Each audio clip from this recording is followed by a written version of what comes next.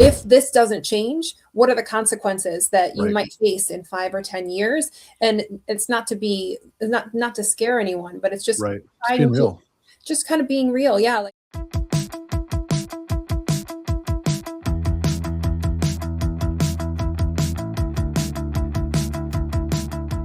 Hey, everybody. Thanks for tuning into the First Optimal podcast. So here with Shauna Theresa, really excited to have her on, bring her knowledge to all of you today. So she is a health coach, has been in the space for some time. We're going to unpack a lot of myths, a lot of tips, a lot of things that kind of help women on their journey with all their health goals and trying to accomplish things in the business of life, and unpack some of those maybe habits that are holding them back. So thanks so much for joining us. I appreciate you coming on. oh, thank you, Joe, for inviting me. I'm excited to be here and have a great conversation. Yeah, I mean, we started kind of we connected a little bit online. I mean, a lot of it was pretty interesting. I found with your, your content and your demographic you work with. So really focusing on women over 40 and supporting them with, between the nutrition and training components and things. I'm curious, like, can you tell me a little bit about why that market and how that all got started?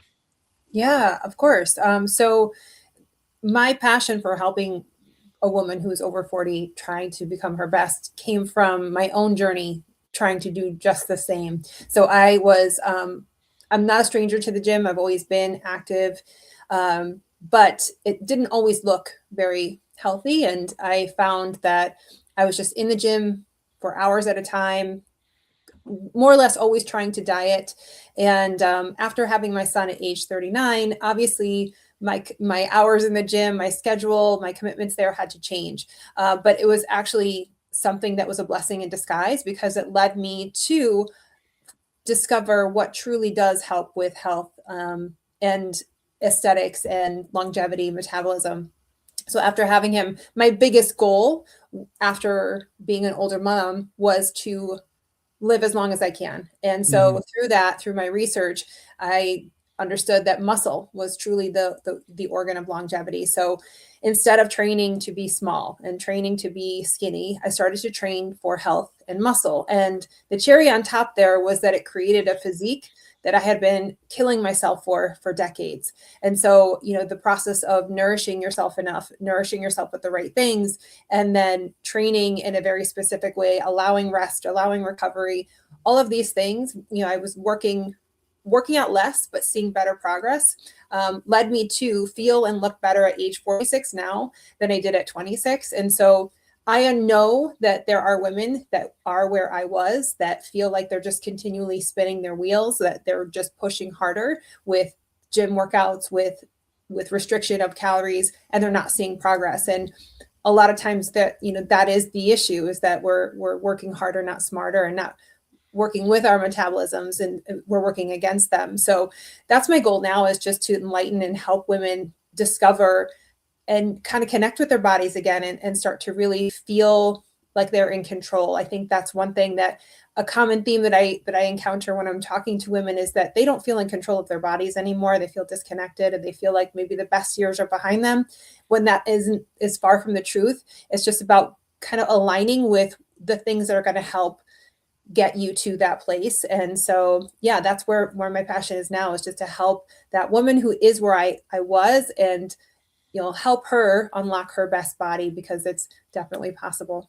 Yeah, no, that's great. And I love the personal story there, because I think it ties so well into the market you're serving, because you've walked through that. So how did it start originally? We're going to get to a lot of your before and afters. You got a ton of them, so I'm really excited to unpack that for the audience today too. And if you're on audio, we'll give you the Instagram and all the links to check it out. But how did you just start like journaling your own progress online? Were you kind of doing one-on-one training in person and then took it online? Like, how did that transition for you? How did that happen? So I've always, like I said, I've always been in the gym. It was something that, fitness became something that was it really helped my mental health. When I was in my 20s and 30s, I dealt with some anxiety and depression. And my boyfriend at the time, husband now, was the first one to say, like, let's get you into the gym. And that became something that was therapeutic for me. However, not knowing then what I do now, I didn't have the proper nutrition. I didn't have the proper techniques. But it was something I always had a passion for. But like I said, once I had my son, I kind of started to do research in a different way. And when I had him, I started my Instagram account just to more or less keep myself accountable on that fitness journey. And then as I grew to see the changes I was making, I recognized just how powerful it was. And it just ignited a spark in me. I've always been someone who's been into health and fitness, like I said. So it just became something I wanted to learn more and more about. So I got my certification with nutrition and became a certified personal trainer, started working with people one-on-one, and slowly I've evolved to now serving women online. So that's kind of how it spawned. And it's been amazing to connect with other women that way, and to it's been cool to see my journey, but then also now, watching them have their own. Yeah, absolutely. No, I want to pull up some images here for people out there just to kind of see a little bit more of your journey here. Let me pull this screen up. But I think it's really interesting because recently I was doing some content with an editor, and they were asking, like, do you have any of like before pictures or pictures like, or time, videos of you struggling or whatever? And I'm like, no, I just never thought of that, and I kind of regret it because I see a lot of, I think it really tells a nice story to show, like, you're putting yourself out there, like in these images, showing like, hey, this is where I was and this is what I did. So because like, can you tell this, what is the difference here in these images that you have? Yeah, that's about 6 years. Okay. Of the time difference there. And, I think that's important point times when I'm first starting to work with women, when we're documenting their journey, partly because, we want to monitor progress and see how things are going. And so photos are a great way to do that, aside from other data points. But photographs are especially helpful because those will paint a picture and give us more data that, like, the scale can't capture. And so a lot of times that first photo or those early photos are uncomfortable for people to take. I always remind women, like, you are going to want this, because when you see yourself every single day, it's hard for you to see those micro shifts that are happening, and they do happen. And a lot of times I'll point that out for clients. There's some small definition changes in their shoulders or their glutes, or their core is tighter, or their posture changes. And those are things, again, that the scale will never tell you. And they're so important for you to see, because it confirms for you that you are making progress. Yeah, and I believe you're spot on with that. And I'm just skimming here. Was the calories the same? Calorie intake the same, or or you were losing at 1700? So you were stuck 1700, and then you were actually losing. Correct. Yeah. Correct. Yeah. So kind of taking my metabolism to where it was more or less, stagnant at eating 1700 calories, to then being able to have fat loss at that same calorie intake. And that is the power of, like I mentioned earlier, is just working with your body and not against it, trying to build up your metabolism so it ignites again, and your fat loss becomes something that's not such an uphill battle. Yeah, I'm curious. I mean, obviously we'll get into clients in a moment here, but so it's, taking you probably a little bit back, but sorry, I got to change my view here. But I was curious to, like, how did you personally combat this scale? Because I know with a lot of women, when they're reverse dieting, if you will, or trying to, like, put on lean tissue, there's going to be more water retention. There's going to be, all the good nutrients still have a weight to them. So, and that, men, they'll eat like crap and put on fat and be like, hey, I weigh more, I'm bigger. It's like weird. And women are like, it's healthy and it's good weight. And they it kind of messes with their mindset. So how did you combat that? It's interesting because my husband and I talk about that. And usually when they see they're getting smaller, then they freak out, then they have a panic with the scale. Whereas women, it's like when we see we're getting, the scale's coming up, we have this level of panic. But it was a process. I can't say that it was like an overnight thing where I was like, okay with it. And I still admittedly will have moments where, if I see a fluctuation, you have that like little jolt inside that, you believe like, oh my gosh, something is happening. I'm going in the wrong direction. But then I just have to snap myself into a reality of like, I'm building I'm building a body that is going to be strong, resilient, feel healthy, have energy. I'm not building the smallest version of me. So I'm chasing a look and a feel, not necessarily a number anymore. I honestly don't care what the scale says. Like I'm using it as data occasionally, but in general, I'm trying to chase my healthiest. Like I said, I'm chasing a look and a feel, not a number. Yeah. And that's hard to break away from. I think, especially because a lot of women hold on to, maybe there was a point in time in their history where they were X amount of weight and that's when they felt their best. So they equivalate that to like, that becomes the goal, the ultimate goal is to get back to that weight because that's when they felt their best. But like I tell a lot of women, your best body is probably going to weigh more than you expect it to. But just trusting the process and understanding that and going through those mental conversations with yourself and recognizing that the scale is really it's one data point, but it really does not tell the whole story, especially when we're talking about changing body composition. And that's what I encourage women to focus on, not body weight, but body composition, Yes. because when you dial that in, everything looks and feels 100% better.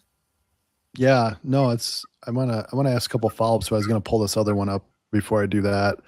So yeah, this is another pretty good image and like workout attire. What was the time frame between these two?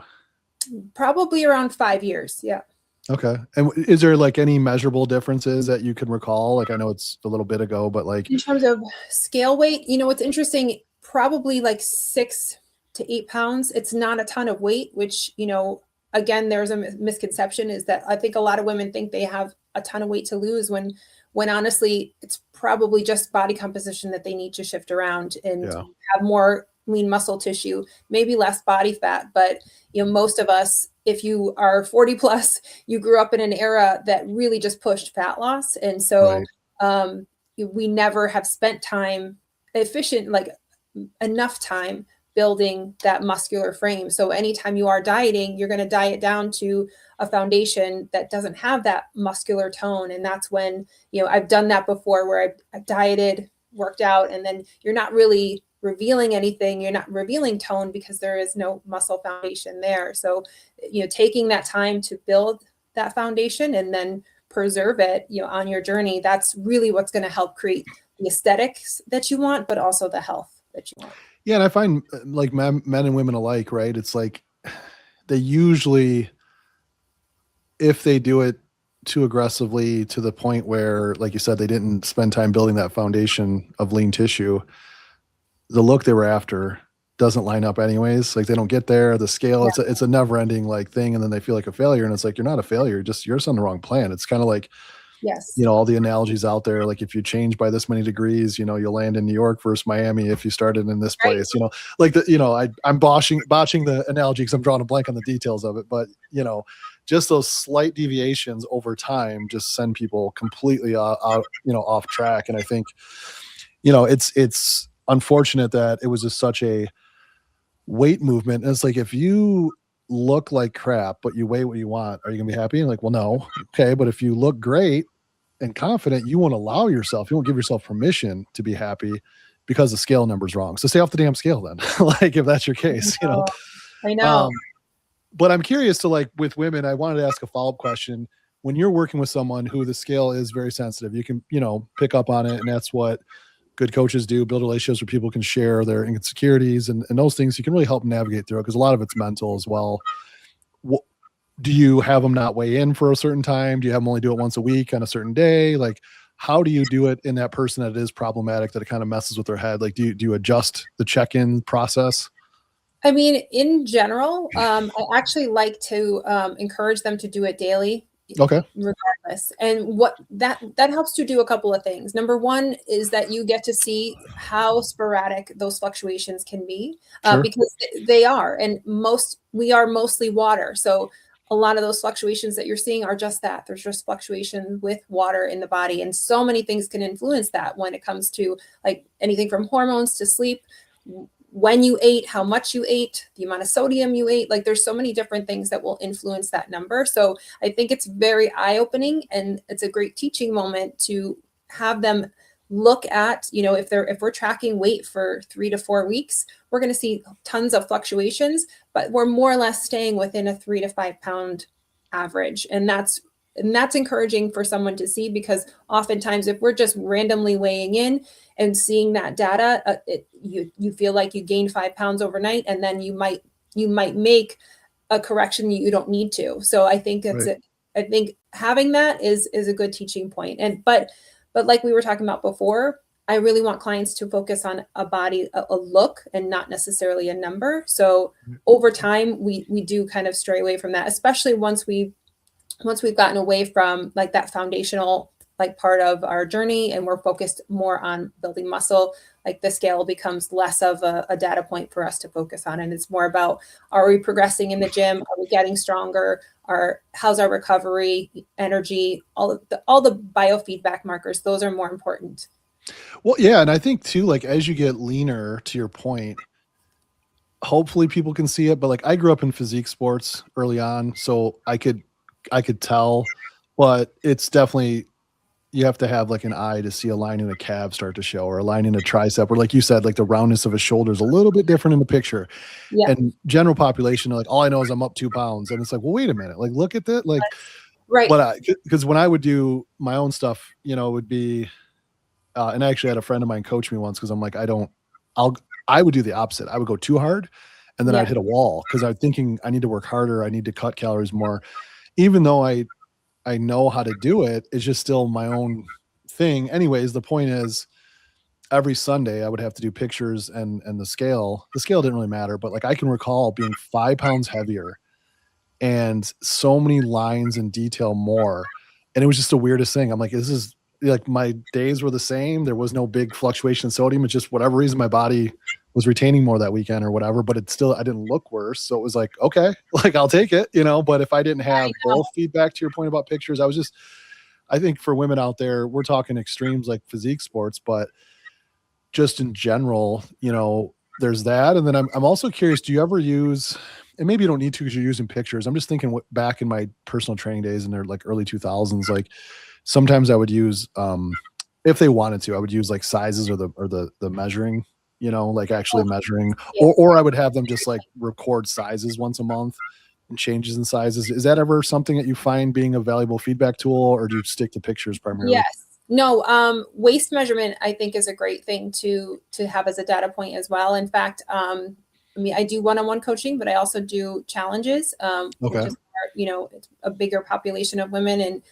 while they're not getting live coaching with me, they get tons of resources on how to like walk through nutrition, phasing, everything. And then they get a workout program. And then my last challenge, one thing I did add in was that I wanted them to track their waist measurement over the time period inside the challenge, which was really great, because a lot of women, you know, after so many weeks, they're like, oh, I'm only, you know, the scale only changed a few pounds. But meanwhile, some women lost 3 to 4 inches in a matter of 6 weeks, which that's huge around your waist. That's a real, you know, positive data point that you are seeing body composition change. So again, that's just eye-opening for them, that the scale is not always the end all be all, and it's not, you know, the true measure of success. So it was great for them to see those physical numbers coming down. That was great.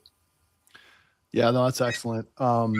I think the more points of feedback, to your point, is the better, because they are going to see a little bit of mostly going to see a little bit of an increase when they start resistance trainings. I always see that. And I just always say, like, you know, back when I used to do a lot more coaching, I just be like, give yourself 10 to 12 weeks. Like, we can't even, don't even freak. Like, let's just wait, because you have to get through that phase. Like, especially if they haven't been resistance training, skipping meals, blood sugar going up and down, and now they're consistently, glycogen storages are nice and full. They're getting good resistance training, getting those little micro tears and water.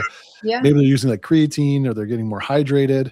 Right. So that's another thing too. If you look at like those old images of people in the 50s, like, why does a 40-year-old look look like a 20-year-old like nowadays, like that Yeah. used to, and back then like a 50-year-old looks like they're like 80. A lot of it is like hydration and just in, things of that nature that we just know now from a health standpoint, Right. that you're gonna, like you said, what are you, almost 80% water? Like you're going to weigh a little bit more if you're Right. doing the healthy things. So No, it's a great point, especially with training. Like that's one thing that I'll tell my girls. Like if you had a hard leg day, expect you're going to see some fluctuations in the scale. It's that's totally true. normal. Yeah. What about, I wanted to get into some client stuff in a moment here, but I was curious, is there any, like you mentioned biomarkers earlier, are there any other like health markers or blood work or things of that nature that you do see a change as they start to progress through a program? Like, or what are the things you kind of monitor there? What does that look like? So, I mean, with clients, if they do need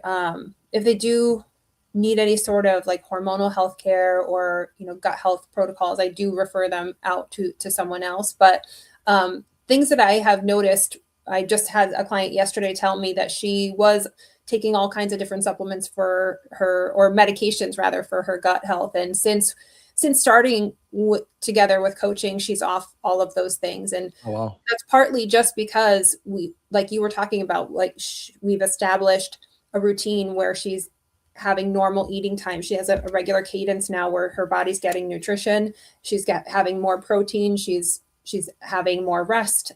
So there's some things that have played a role, with cortisol regulation, nutrient timing, better digestion, better recovery, and all that's made a positive impact on her gut health, which is huge.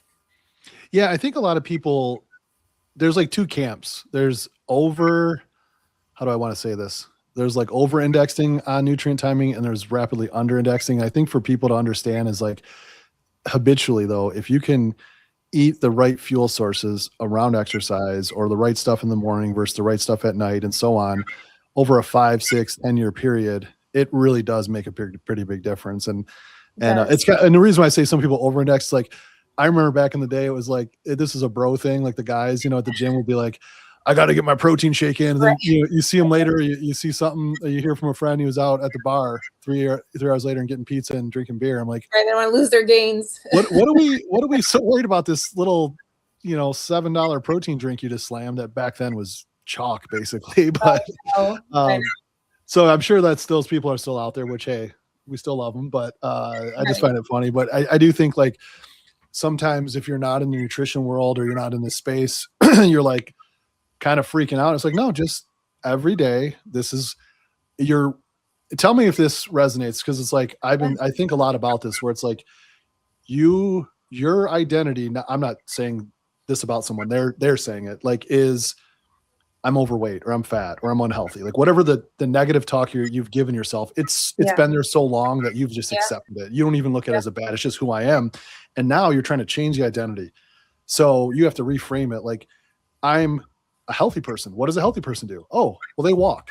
Okay, they Mhm. walk. What do they do after they walk? Well, they do this, or they exercise. What do they do after they exercise? Well, then they eat this. And then Right. before you know it, a year, 2, 3 years, it's like you don't even. It's just second nature, And so I'm wondering if that's something I've kind of picked up on. Do you see similar patterns with your clients that it's almost like I don't want to see too cheesy with it, but it's almost like a re-identification, if you will. Oh yeah.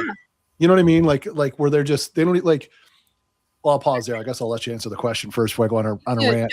But I completely understand and agree with you. And a lot of times that's early on. That's a lot of the discussion that we're having. And I invite them to dive into that idea of who is your ideal woman? Who is that ideal person you are striving to be? What does her day look like? How does she start her mornings? Yes. How does she go through her day? How does she eat? How does she talk about herself? How does she carry out the things? How does she protect her peace? How does she honor herself and stay committed to the things that are important to her?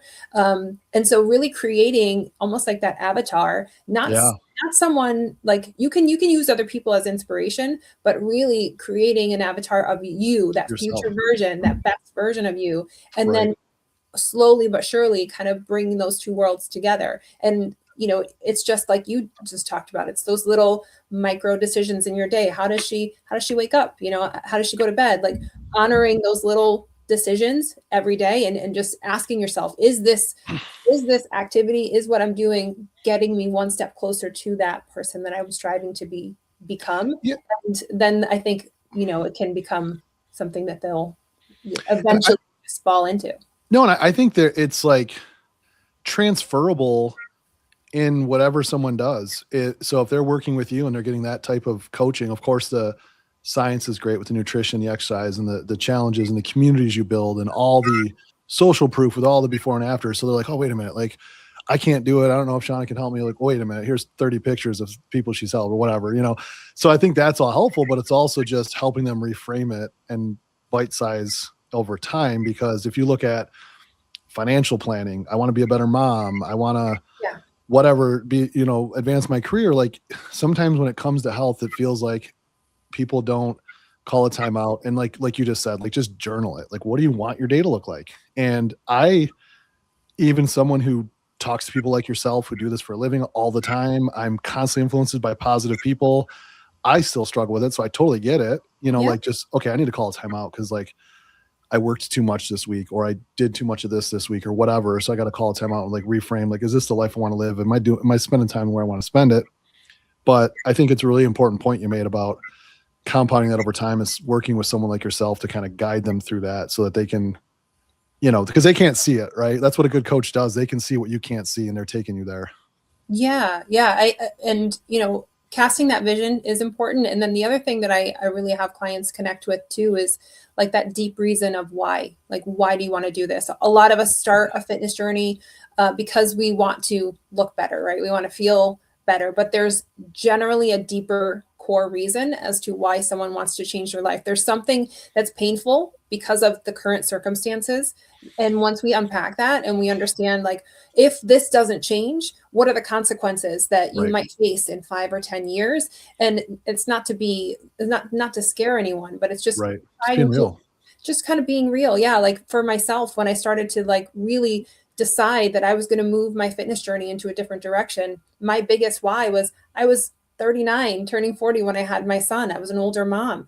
I want to be here for his children. So that means I need to be healthy and have longevity. So if I'm not making decisions to support that, the consequences that maybe I don't get to see him live a full life or meet his children. And that is something that drives me to make sure that I'm Right. staying aligned with the things I want to do.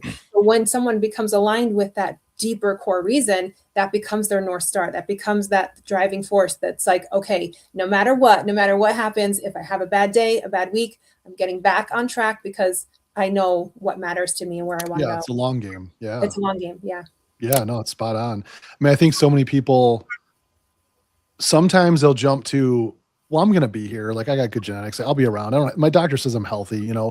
but it's also like, okay, well, let's just say that's true, which healthy just means you're not in a disease state. Like that's what our medical system is. Not that it's bad. That's just how it's structured. Like it's structured to working with people that, in a disease state to help them expend their life. It's not for improving the quality of life mainly, I would say. I guess you could argue that it is a little bit, but not what we're talking about. So it's also like, picture that. Do you want to be grandma who's sitting, watching swim lessons and can barely even make it on the pool deck and sitting there and kind of can't engage at all? Or do you want to like be in the water, taking them to the splash pad and like having fun with them? Like, which, I'm not judging either decision, but there is a decision we need to make here, whether you hire yourself or someone else or do it yourself, whatever you're going to do, you're making a decision. Like, so I think that's what people have to kind of think about when they're looking to start a challenge or start something to like push them, is just, you're making a decision whether you're doing it or not. Like, again, I'm sure you're the same way where you're like, hey, I just want to help you, but if you don't want my help, like, go get healthy, please. Like, that's why I do this. But of course, you would like them to be your client, but it's also like, just take action, right? Take action. Yeah. And I think, one thing that's good and bad in our world today is we have so much information at our fingertips, but that often leads to people having that analysis by paralysis or paralysis by analysis, because we're just inundated with so much that we don't know what to follow, and then you want to, if one thing makes you want to research it even more. I have clients that get stuck in this, and they get into the weeds with all of the minor details, when we got to focus on the majors. Like once you tackle and nail the majors, then you can go into the minors. But just getting those foundational pieces together with protein, lifting, walking, sleeping, like those are the main pillars, and then you can get into like all the micro things. But you're so spot on. I love that, like the majors versus the minors, because I'm thinking of a friend of mine. He would send me stuff, and I'm like, for the love of God, get off Instagram. I'm like, I love you, bud. I'm like, but dude, what did you eat today? Like, yeah, and it's funny because it was a trend in the fitness industry, and someone I had in a podcast did this reel where it was like she would be drinking water, and then a pop-up of another influencer was like, you can't drink water, it's going to do this, and she spit it out. And then she went to eat oatmeal, and it was like, oatmeal was fed to peasants, you can't eat oatmeal. And then she spit it out. And then it was like she went to like fruit, and it was like fruit has mycotoxins or whatever the claim. And oh my gosh, she went through like 7 things in the reel, but every time it was like someone big influencers like popping up that had no scientific backing to what they were saying. It was just clickbait. And it's like, no wonder people are confused. Like, because I would get those sent to me, like, what do you think of this? I'm like, I don't even know where to start. I'm like, what are we talking about here? Like, right. I'm going to pause because I'm going to go on a rant if I keep talking. Totally. No, it's too much. And it's leading people to just feel, I think it's just leading people to get too confused and then lost on the bigger picture. And the bigger picture is, like we just said, some of the foundational pieces, having enough protein, focusing on mostly whole foods. Like that's going to be true for everyone, no matter what diet you choose, but having whole foods primarily, having enough muscle tissue, training, moving your body every day to some capacity. Like it's really just, it's boring. That's what I tell a lot of the women that I talk to, like the plan that I'm going to tell you to follow is going to seem boring as heck, but the results are going to be really exciting. Right. It doesn't feel like it's going to be so monumentally changing, but it is. And the best part about it is that now this becomes who you are. It's not a plan. It's not this, this thing that you're just on or off. It just becomes habits that you carry forth. And that way, whatever your transformation is, whatever you get to, that's permanent because it's who you are now. Right.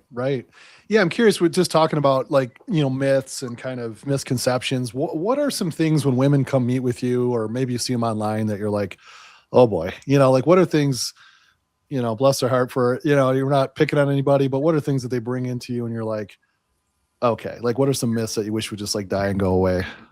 I mean, the biggest one is muscle. It's going to make you bulky, Gosh, it's still out there. You're like the 7th or 8th guest that said that. Because, I think it's one of those things there, and there's a couple reasons for it. I think sometimes there are people who are either genetically blessed, have worked incredibly hard to like achieve, hyper responders, achieve a high amount of muscle tissue as females, which is not typical, or they're on some sort of performing enhancing drug, and so women think they're going to touch a bigger dumbbell and that's going to happen overnight. I wish muscle building was that easy, because it's not. But so there's that I think women fear, is like that aesthetic of that super muscular woman, that they think that's going to be them if they lift heavier. And then number 2 is that sometimes women will start to strength train, and if they're building muscle before they've lost some body fat, it can make you feel like things bulkier. Are getting bulkier. But that's not that's not muscle tissue itself.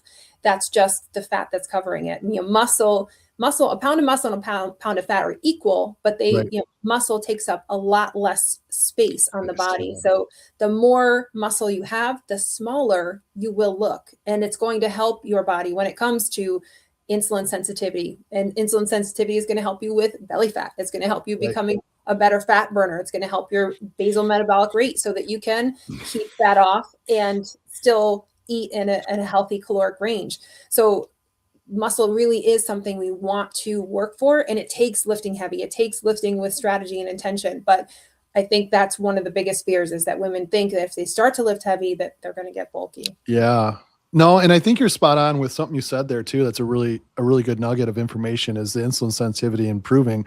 So I think with a lot of women, especially around different hormonal changes, throughout the month, they'll say like, oh my gosh, the cravings are so like that. It's like, Yep. once you start though to adjust your body composition, generally speaking, that insulin sensitivity, that those cravings are driven by your hormones, insulin being a hormone. And Yeah. if that is less sensitive, it's not always going to be like that. It's like, I used to tell people this, and it was a very profound statement. I would say your body sucks by nature. And like, I mean, it's just like, if you are getting out of shape, it's going to get in worse shape. It's just going to be perpetuating. If you start getting into shape, once you break through, it starts to get better and easier to be in shape. It's weird how that works. You would True. think it'd be out, but that's like, if you look up metabolic syndrome, that's all it is. It's like a cascade of things. Like you started to be a little too high in body fat, then this, then your, your insulin response, then your blah, blah, blah, blah, blah, blah, blah.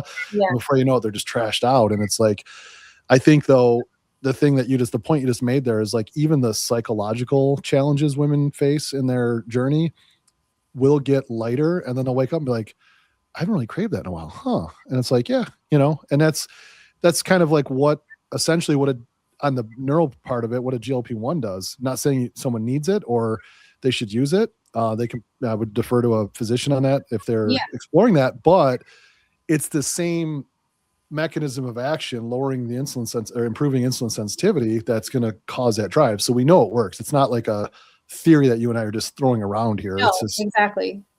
so do you notice that too, that like it I don't want to say easier, but it's less temptation, if you will, for women the longer they're with you? Absolutely. Yeah. I had another client of mine. She was with me for about a year. She's on her own now, but she recently contacted me. And that was one of the things she talked about, was that, the food noise for her is just so different. And Yeah.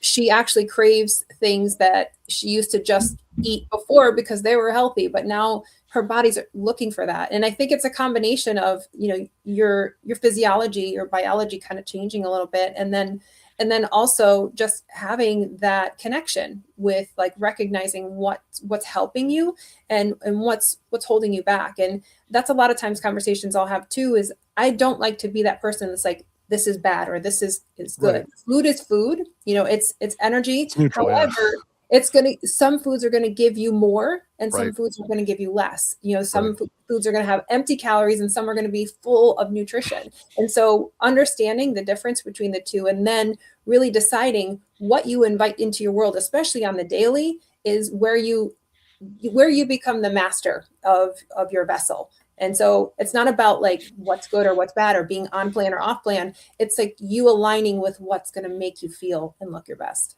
Yeah, that's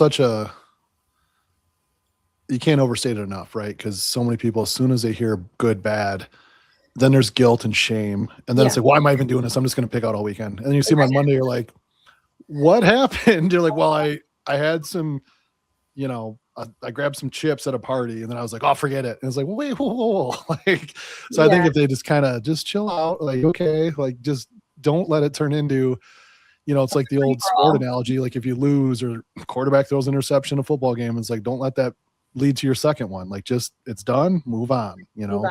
Yeah. Yeah, absolutely. I wanted to show. Important. Sorry. No, go ahead. I just was going to say balance is important too. Like if someone wants to incorporate something like that, it's fine, but just, understand that, like, moderation is key there too. Leaving room for it. Like if someone wants to have a certain treat, have it every single day, but have it in a portion size it's going to keep you on track and satisfy that craving. But sometimes when they do that, when it's not this all or nothing type of situation, it leads to them wanting that treat food less and less. Right. No, absolutely. Let's take a look at some client stuff here. So let me just pop this up here. So just for those in audio, I'm going through and I'll come back on. I'm just going to kind of scroll a little bit, but we're going through just different body types, different transformations you experience. So are there any you'd like me to pause on? Just kind of tell us a little bit about their story. Sure. If you go, well, this is one of my first clients that I've ever worked with. Her name is Vanessa. She's a wonderful woman. She's a teacher and a mom of two. And she, like a lot of my clients, was stuck in that like forever dieting, just trying to sweat and burn as many calories as possible. And we took her through a period of time where she was actually eating more. And that's something that scares a lot of women, is that, when I tell them, okay, we're going to spend some time improving your metabolism by increasing your food, that seems backwards to them, because they're like, wait a minute, I want to lose body fat. But if you have restricted for years and years and years, and you are maintaining at a low calorie point, we have no runway to use. We have nowhere to go from that. And again, if we have not spent that foundation to that time to build that muscular foundation, we have nothing to diet down to. There's no tone to reveal. So over time, we had her eating more and training with intention. And, you can see there, even though there was minor shifts in the scale, maybe like 5 to 6 pounds, but there is a dramatic change with her, her waist and her overall body composition, which, it's hard to tell because the angle of the pictures, but you can tell like her posture, even like her shoulders are back further, her back stronger. Like, you see the, again, not picking on anybody, but you see the woman who's like late 60s, early 70s, looks like she's like 95. She's all hunched over and all, and it's like, well, you got to fix that, like just working on the postural alignment, working on those muscles that are imbalanced. So you can tell a different just in her, she just looks stronger, Right. Whoops, sorry, wrong thing. Okay. I put the wrong thing. Let me grab another one here. Let's go. How about, if you go back one more? Yep, sure. So this is Adrienne, another mom of 3, actually, dentist. And she was another woman, same story. Was always in the gym, really trying to eat healthy, but was under fueling and overtraining. And not in a sense of like, it sounds backwards, like, but training in a way that was just focused on getting heart rate up and calories burned. Right. And so same thing with her. We spent some time bringing calories up and really focused on getting stronger in the gym. And you can see she just, this wasn't even her, this was like mid transformation. But her body just became like an athlete. She started to look sculpted and strong. And she was, I think here she was postpartum. So maybe 9 or 10 months postpartum. And she was, training maybe 4 days a week, and walking. But we really just relied on progressive strength training, having enough protein and calories all together, and then proper rest, even though, that was challenging as a new mom, or just, as moms in general. We know that sleep is not always promised. Especially as soon as a kiddo gets a snivel, right? It's like, us dads sometimes can snore through it, but but she made amazing progress, incredible progress. And, she ended in a place where she was eating more than when she started, and was a lot leaner. So it's just supposed to show the power of muscle. For people in audio who can't tell too, like, yes, there's clearly definition changes in lean body mass, but again, I'll just comment on the posture. Like, you can just tell, like, the head was forward, shoulders were slouched, just not very, what you would classify as like a strong, healthy posture. Not picking on her, of course, but just, you see this in everyday society, right? It's like people are kind of rounded and slouched and all that good stuff. But any others come to mind in here? Or this is Shantae, and she's made amazing progress too. She's down over 30 pounds, and she was pre-diabetic, and she was in the red on a few things in terms of health, and now everything is in normal ranges.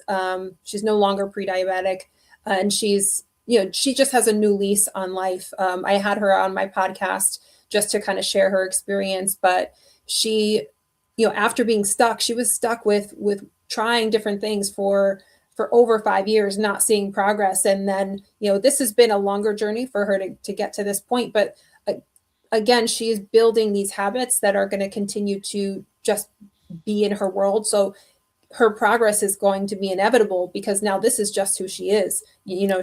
She's established this routine and these habits that are going to continue to support anywhere she wants to go with her goals.